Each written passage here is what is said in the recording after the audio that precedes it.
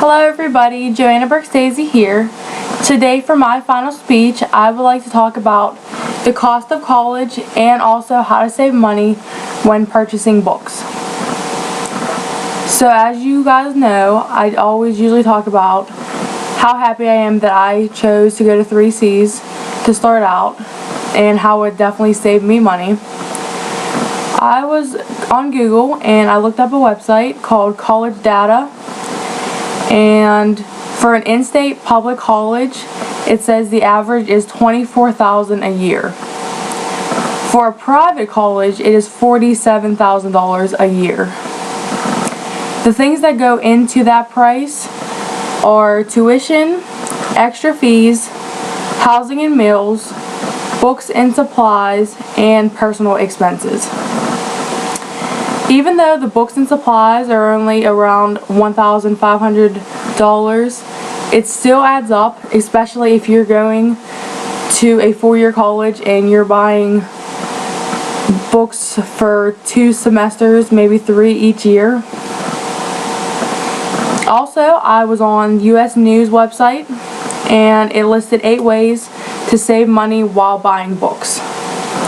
So the 8 ways are: steer clear of bookstores, buy used, share, check the library, rent, opt for ebooks, buying the older editions, and decide which books you'll use in the long run. My favorite on that list would have to be buy used. I believe that schools should actually pay for books, but I don't see that happening in the near future. So definitely buying used is the way to go.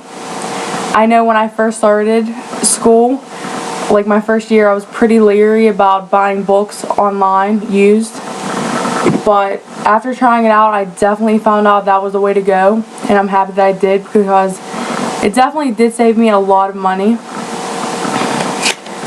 Also, another website is called candofinance.com. And it was kind of just giving you a list of like the reasons why it is better to buy online.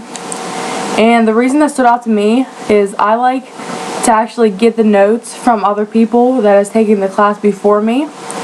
Like for instance, one time I bought a book off of my friend and we had the same teacher, and it was only like a semester before I took the class.